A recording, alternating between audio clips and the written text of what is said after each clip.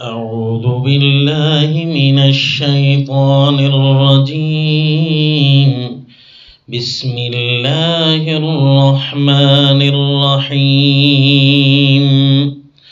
وقالوا كونوا هودا أو نصارى تهتدوا قل بل ملة إبراهيم حنيفا وما كان من المشركين قولوا آمنا بالله وما أنزل إلينا وما أنزل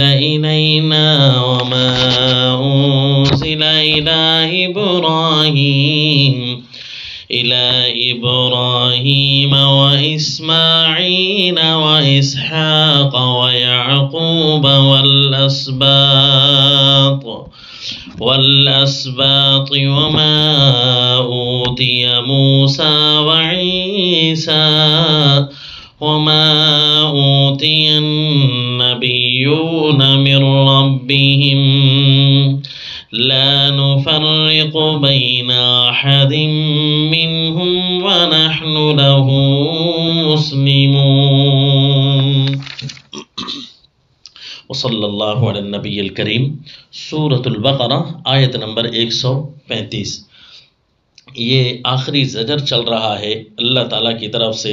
یہود کو ڈانٹ چل رہی ہے جو نام نہاد اپنے آپ کو اہل کتاب اور ولی اللہ اور اللہ کا چہیتا اور بڑا قریبی سمجھتے تھے، تو ان کو زجر ہو رہا ہے. اور آپ کو یہ بھی پتہ ہے کہ یہ چھٹا زجر کس آیت پر مرتب ہے. رکوع نمبر 5 کی آیت تھی نا، وَاسْتَعِينُوا بِالصَّبْرِ وَالصَّلَاةِ. استقامت کا درس دیا گیا تھا. اللہ نے عبادت کی جو تفاصیل ارشاد فرمائی ان پر استقامت کا درس دیا گیا تھا، اور کہا گیا کہ مشن حق پر ڈٹ کر اور یومیہ اللہ کے سامنے عبادات اور نماز پڑھ کر اللہ سے مدد مانگنا. لیکن اس پر ان کو ڈانٹ پلائی جا رہی ہے کہ مشن حنیف پر تم ڈٹے نہیں، حالانکہ تمہارا مشن حنیف سیدنا ابراہیم علیہ السلام سے اس انداز سے بھی چل رہا ہے کہ وہ تمہارے دادا پردادا اور تمہارے خاندان کے اولین لوگوں میں سے تھے، اور اللہ نے ان پر ایسے جاریہ انعامات بھی کیے ہیں جن کا 4 کا تذکرہ فرمایا کہ اب تک وہ جاری ہیں. خصوصاً امام الانبیاء صلی اللہ علیہ وسلم کو تو اپنے اوپر امتحانات کے بعد بطور انعام کے مانگ لیا تھا. جن کی ملت سے تم اعراض کر رہے ہو نعوذ باللہ، یہ سیدنا ابراہیم علیہ السلام نے گویا اللہ کے نبی کو اپنی اولاد میں بطور انعام کے مانگا تھا. اور انعام سے اعراض کرنے والا تو یوں سمجھو بیوقوف ہوتا ہے. تم ملت ابراہیمیہ سے اعراض کر کے بیوقوفی کر رہے ہو. جب انہیں ملت ابراہیمیہ پر ڈٹ جانے کا حکم مل رہا ہے اور اس پر ڈانٹ مل رہی ہے تو ان کا ایک اور قول باطل آیا. اور آپ کو پتہ ہے کہ یہ قول باطل کا جو سلسلہ چل رہا ہے اس میں یہ 9واں نمبر ہے. قول باطل نمبر 9. یہ کیا کہنے لگے کہ نہیں تم ہماری طرح بن جاؤ، یہودی اور عیسائی. ہم جب ان کو مزید تبلیغ کریں کہ اللہ کے نبی کا ساتھ دو، تبھی یہ جو ہے مشن حنیف اور مشن حق پر ڈٹ جانا ہوگا. لیکن یہ آگے کیا کہتے ہیں؟ وَقَالُوا كُونُوا هُودًا أَوْ نَصَارَىٰ. اور کہتے ہیں ہو جاؤ یہودی یا نصرانی، تَهْتَدُوا تو تم پالو گے راہ راست. یہ کہتے ہیں. قل تو جواب دیجئے میرے پیغمبر. جواب نمبر 1، بل ملت ابراہیم حنیفا. بلکہ ہم تو یہ کریں گے. کیا کریں گے جی؟ نمبر 1 ملت ابراہیم، اور آگے آ رہا ہے صبغۃ اللہ. ہم تو ملت ابراہیم کے ہی تابعدار ہیں، اور ہم تو اللہ کے رنگ میں رنگے ہوئے ہیں جو اللہ نے ہمیں رنگنا چاہا جس میں. یہ آگے آ رہا ہے. تو یہ پہلا جواب ہے بل ملت ابراہیم حنیفا. نہیں، یہودی اور عیسائی چھوڑو، ہم تو ملت ابراہیم کے تابعدار ہیں. اور ملت ابراہیم کیا تھی جی؟ حنیفاً. وہ ایک ہی طرف تھے، یعنی ہر ایک کو سے توڑنے والے اور ایک اللہ سے جوڑنے والے، اس کو حنیف کہتے ہیں. یعنی یکسو، ہر ایک سے الگ ہو کر رہتے تھے. اور اسی لیے الگ ہو کر رہتے تھے نا کہ بادشاہ وقت سے ٹکر لی، گھر بار سے نکل گئے، حتیٰ کہ قوم قبیلے سے نکل گئے۔ ایک وقت وہ آیا کہ جنگل بیابان میں آ گئے جہاں آج کل کعبۃ اللہ کی رونقیں ہیں، اور ایک طرف تو وہ آ گئے جب اللہ نے فرمایا اپنے اولاد کو بھی میرے نام پر قربان کر کے اکیلے ہو جاؤ میرے لیے، تو تب بھی تیار ہو گئے۔ وہ تو اتنے یکسو تھے اللہ کے لیے، اور تم تو اپنے فرقوں کا بھرم رکھتے ہو اور اپنی طرف بلاتے ہو ملت ابراہیم کے ہم تابعدار بنیں گے۔ وما کان من المشرکین، اور ملت ابراہیم کا سب سے بڑا نعرہ یہ تھا کہ وہ مشرک نہیں تھے۔ اس لیے رسول اللہ صلی اللہ علیہ وسلم بھی فرماتے تھے، جس طرح سورہ الانعام میں آئے گا ما انا من المشرکین، میں بھی مشرکوں میں سے نہیں ہوں۔ لہذا جو مشرکین ہیں وہ ملت ابراہیم کا دعویٰ نہیں کر سکتے، اور نہ رسول اللہ صلی اللہ علیہ وسلم کی اتباع کا وہ دعویٰ کر سکتے ہیں، کیونکہ نہ سیدنا ابراہیم علیہ السلام مشرکوں میں سے ہیں، نہ میرے نبی صلی اللہ علیہ وسلم۔ اس لیے اے مومنو، آپ بھی اپنے لیے یہ اعزاز بنا لیں کہ جو مومن ہوگا نا وہ خوش ہو کر کہے گا ما انا من المشرکین، جس طرح کہ رسول اللہ صلی اللہ علیہ وسلم فرماتے تھے۔ تو آپ جتنے بھی پڑھ رہے ہیں، آپ بھی اپنے لیے یہ ایک نعرہ بطور امتیاز کے رکھیں کہ میرے نبی فرماتے تھے ما انا من المشرکین، اور پیارے ابراہیم علیہ السلام کے لیے اللہ نے فرمایا وما کان من المشرکین۔ تو جب یہ الفاظ آپ بار بار دہرائیں گے، کم از کم کسی طریقے سے تو شیطان شرمندہ ہوگا اور وہ شرک سے جان چھڑوائے گا، شرک سے بھاگ جائے گا۔ قولوا آمنا باللہ، جواب نمبر 2، تم یہ کہہ دو، یہ کہہ کر بل ملت ابراہیم حنیفہ کہہ کر کہ وہ ملت ابراہیم کیا تھی، شرک نہیں تھے تو کیا کرتے تھے؟ قولوا آمنا، تو تم کہو ہم تو ایمان لائے اللہ پر، یہی ملت ابراہیم ہے۔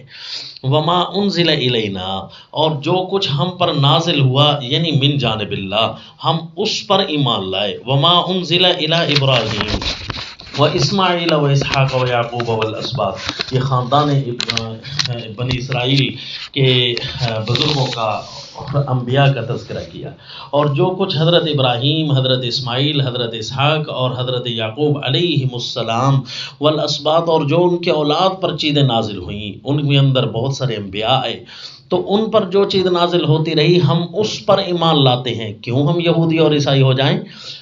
وما اوتی موسیٰ و عیسیٰ، اور جو کچھ دیے گئے پیارے موسیٰ علیہ السلام اور پیارے عیسیٰ علیہ السلام، وما اوتی النبیون من ربہم، اور جو کچھ ملا دوسرے پیغمبروں کو ان کے رب کی طرف سے، سب پر ہم ایمان لاتے ہیں۔ لا نفرق بین احد منہم، ہم فرق نہیں کرتے ان سب میں کسی ایک میں بھی، یعنی ماننے میں ذرا بھی فرق نہیں ہے، ہم ساروں کو اللہ تعالیٰ کا سچا پیغمبر مانتے ہیں۔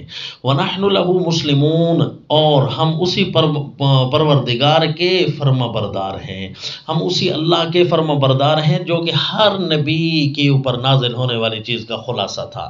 آپ نے الفاظ کی طرف غور کرنا ہے، ہمارے لیے اور خاندان بنی اسرائیل کے لیے، یعنی سیدنا ابراہیم علیہ السلام کے اولاد کے لیے انزل کا لفظ ہے، اور سیدنا موسیٰ علیہ السلام بھی تو بنی اسرائیل میں سے آئے ہیں، یہ بھی تو حضرت سیدنا ابراہیم علیہ السلام کے اولاد میں سے ہیں، تو اور حضرت عیسیٰ علیہ السلام بھی بنی اسرائیل کی طرف نبی بنائے گئے تھے۔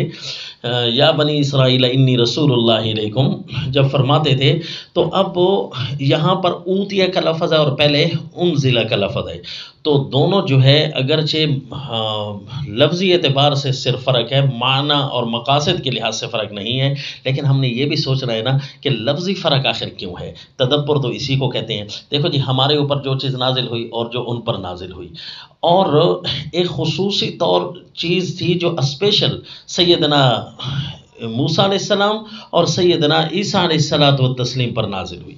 وہ کیا تھی جی؟ سیدنا موسیٰ علیہ السلام پر خصوصیت کے ساتھ حاکمیت کا پیغام نازل ہوا تھا۔ یہ جب ہم پڑھیں گے نا انشاءاللہ پیارے موسیٰ علیہ السلام کے اوپر ہونے والے واقعات، اور سورۃ طٰہٰ کے اندر جب اللہ کریم میں پہنچائیں تو ہم آپ کو بتائیں کہ حضرت سیدنا موسیٰ علیہ السلام ان انبیاء میں سے پہلے کہ جن پر سب سے پہلے اللہ نے حاکمیت کی وحی نازل کی، کیونکہ سامنے جو دشمن تھا وہ کہتا تھا انا ربکم الاعلی، میں ہوں تمہارا رب الاعلی، میرا حکم اور میرا قانون اور میرا آئین زمین پر چلے گا۔ تو پیارے موسیٰ علیہ السلام پہلے پیغمبر ہیں، پہلے انبیاء اکرام تو صرف تردید شرک کے لیے تشریف لائے، لیکن پیارے موسیٰ علیہ السلام آئے اللہ کی زمین پر اللہ کا نظام نافذ ہوگا۔ اللہ کی زمین پر اللہ کا قانون بھی اللہ کا نافذ ہوگا. کوئی رب العالی نہیں ہے، کوئی سب سے بڑا با اختیار نہیں ہے، سارے محتاج ہیں. تو اسی لیے جی وما اوتی موسیٰ کے لفظ کے ساتھ اشارہ کیا کہ جو قانون حضرت موسیٰ علیہ الصلوۃ والتسلیم دیے گئے. اسی لیے تو تورات کو قانون کہتے ہیں کہ اسپیشل وہی قانون کی ہوئی تھی پیارے موسیٰ علیہ السلام کو.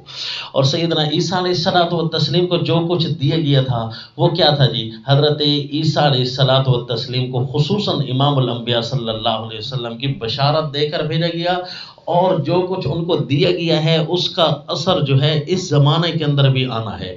وہ تو انشاءاللہ وہ دلائل جب ہم پڑھیں گے کہ پیارے عیسیٰ علیہ الصلوۃ والتسلیم کا زندہ آسمانوں پر جانا اور ان کا واپس آنا، یہ قرآن کی 6 آیتوں سے ثابت ہے. اس پر ہم اپنا الگ سبق بھی اپنے ساتھیوں کو پڑھا چکے ہیں، آپ کے پاس شاید موجود ہو، تو وہ 6 آیتیں بھی انشاءاللہ دوبارہ سے بھی جب سبق آئے گا سورہ آل عمران پر تو دوبارہ سے وہاں دہرائیں گے. تو حضرت موسیٰ علیہ الصلوۃ والتسلیم کو ایک اسپیشل چیز دی گئی تھی، تو حضرت عیسیٰ علیہ السلام کو بھی ایک اسپیشل چیز دی گئی. اس لیے سب سے پہلے ان کا تذکرہ کر کے اب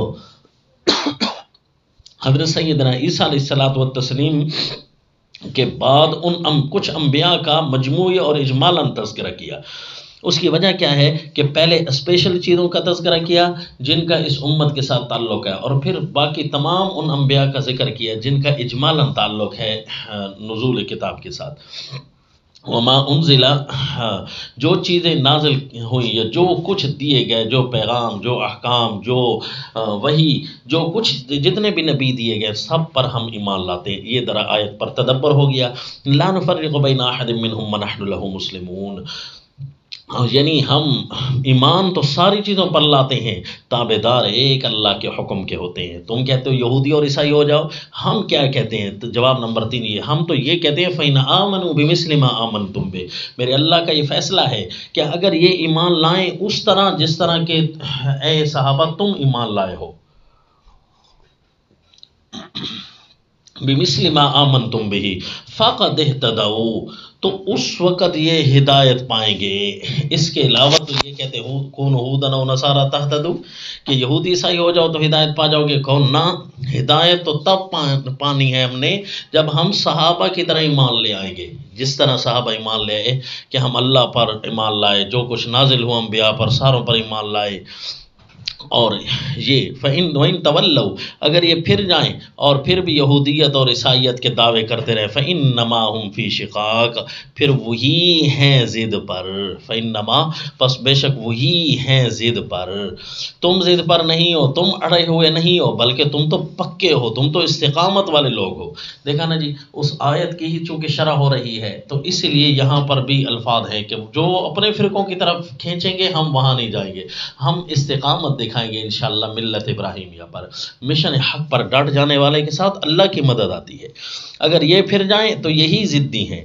فَسَيَكْفِيكَهُمُ اللَّهُ، اور چونکہ مشن حق پر ڈٹ جانے والے کے ساتھ اللہ کی مدد ہوتی ہے تو اب کافی ہے تیری طرف سے ان کو اللہ، جو آپ کا ساتھ دیں چاہے نہ دیں، اگر کوئی نہ دیں تو اللہ ہی تیری طرف سے ان کو کافی ہو جائے گا. وَهُوَ السَّمِيعُ الْعَلِيمُ، وہ اللہ ہر ایک کی بات سننے والا ہے کہ کون میرے حق میں کہہ رہا ہے، کون میرے مخالف کہہ رہا ہے.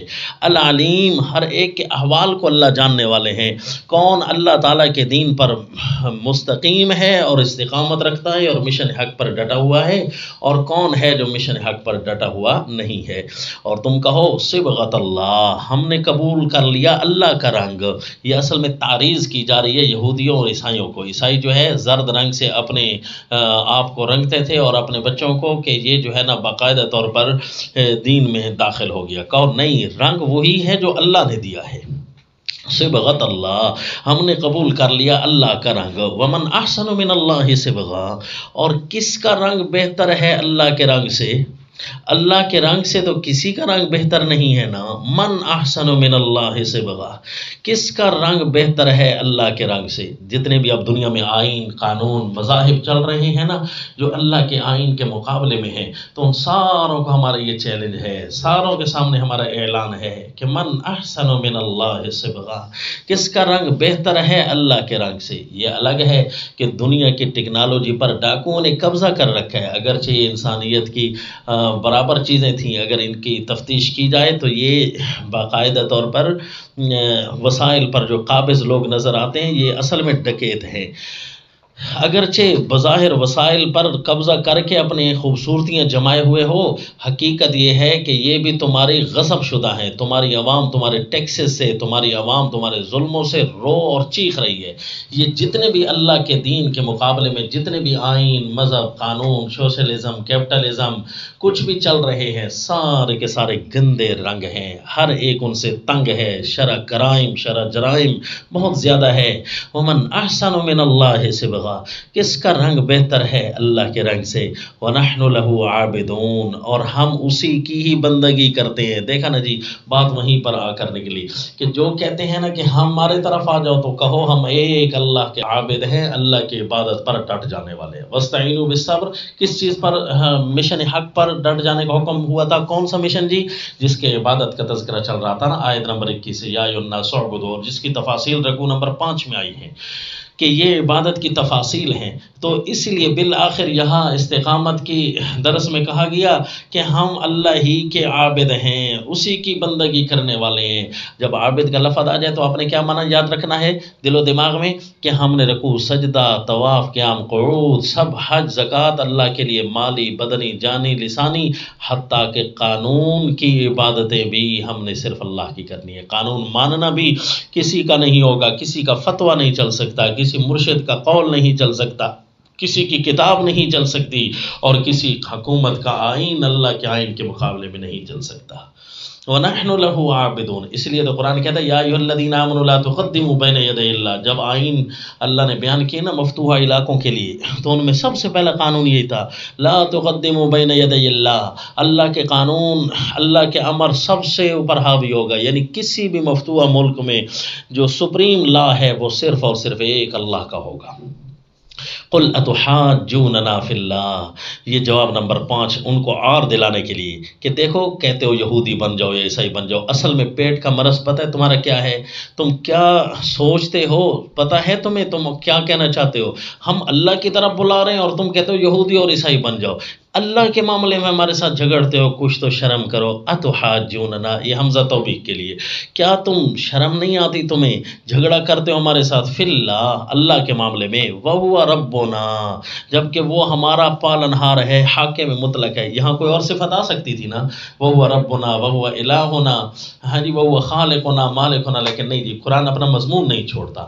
مضمون جس کی شرح چل رہی ہے نا وہ یہی ہے کہ عبادت اللہ کی، حاکم مطلق جو ہوتا ہے عبادت اسی کی جاتی ہے۔ آیت نمبر 21 میں فرمایا تھا نا یا ایھا الناس اعبدوا ربکم، تو یہاں عابدون کے بعد رب کا لفظ ہے، وَهُوَ رَبُّنَا وَرَبُّكُمْ۔ اللہ کے معاملے میں ہمارے ساتھ جھگڑتے ہو، جس کی ہم عبادت کرتے ہیں وہ تو ہمارا حاکم مطلق وہی ہے اور تمہارا حاکم مطلق بھی وہی ہے، کیوں خامخواہ اللہ کے معاملے میں جھگڑتے ہو؟ آخر ہم اگر غلط بات کہہ رہے ہوتے تو تم کہتے نا یہودی اور عیسائی ہو جاؤ۔ ہم تو یہی کہہ رہے ہیں نا کہ جس کی زمین ہے اسی کا نظام نافذ ہونا چاہیے، اور تم کہتے ہو یہود و نصارہ ہو جاؤ، ہمارے اپنی ہاتھ کی لکھی ہوئی کتابیں وہی چلیں گی۔ نعوذ باللہ، تم تو تحریف کر چکے ہو۔ وَلَنَا أَعْمَالُنَا وَلَكُمْ أَعْمَالُكُمْ، اچھا یہ لفظ کیوں زائد آیا جی؟ اس کی وجہ یہ ہے کہ وَاسْتَعِينُوا بِالصَّبْرِ وَالصَّلَاةِ کا لفظ تھا نا، اور جس آیت کی اشارہ چل رہی ہے، صلاح کے اندر اعمال آتے ہیں اور صبر کے اندر یہ عقیدہ آتا تھا، تو اس لیے یہاں اعمال کا بھی تذکرہ ہے۔ اللہ ہمارا حاکم مطلق ہے، تمہارا بھی ہے، ہمارے لیے ہمارے اعمال ہیں اس اللہ کے حکم سے جو ہم کرتے ہیں۔ وَلَكُمْ أَعْمَالُكُمْ، اور تمہارے لیے وہی تمہارے اعمال ہیں جو تم اپنے ڈیزائن نکال رہے ہو، اپنی رنگتیں نکال رہے ہو۔ وَنَحْنُ لَهُ مُخْلِصُونَ، ہم ہر حال میں اسی کے لیے خالص ہیں، چاہے ہمیں عقیدے دے ہم اللہ کے لیے خالص ہیں، چاہے اللہ ہمیں اعمال کا حکم کرے ہم اللہ کے لیے خالص ہیں۔ ام تقولون ان ابراہیم و اسماعیل و اسحاق و یعقوب، یہ قول باطل نمبر 10 آ گیا کہ ام تقولون، اچھا جب ان کو کہو نا یہودی اور عیسائی، وہ کہتے ہیں ہو جاؤ، تو ہم کہتے ہیں ملت ابراہیم کے ہم قائل ہیں، تو وہ کہتے ہیں ابراہیم تو ہمارے تھے، یہودی اور عیسائی تھے، نعوذ باللہ۔ کیا جی ام تقولون، کیا تم یہ کہتے ہو کہ ان ابراہیم و اسماعیل و اسحاق و یعقوب والاسباط کانوا ھودا و نصارا، کہ حضرت ابراہیم اور خاندان بنی اسرائیل کے جتنے بھی انبیاء گزرے ہیں، حضرت یعقوب علیہ السلام کے خاندان سے چھوٹے یا بڑے حضرت ابراہیم، اسماعیل، اسحاق، یعقوب اور ان کے اولادیں علیہم السلام کانوا ھوداً و نصارا، یہ یہودی تھے یا عیسائی تھے؟ قل، جواب دیجئے، دو جواب دیے، اانتم اعلم ام اللہ، کیا تم خوب جانتے ہو یا اللہ؟ تمہیں بہت پتہ ہے اللہ کے مقابلے میں، یا اللہ کو پتہ ہے؟ اور تمہیں پتہ ہے نا کہ اللہ نے کیا فرمایا ہوا ہے، یہ بھی تمہیں پتہ ہے۔ ومن اظلم ممن کتم شہادۃ عنده من اللہ، اللہ نے جو فرمایا ہے وہ تمہاری کتابوں میں بھی موجود ہے، لیکن تم اللہ کی گواہی کو چھپاتے ہو ہماری ضد میں آ کر۔ اس سے بڑا ظالم کون ہے جو چھپائے گواہی کو جو اس کے سامنے موجود ہے، من اللہ، اللہ کی طرف سے۔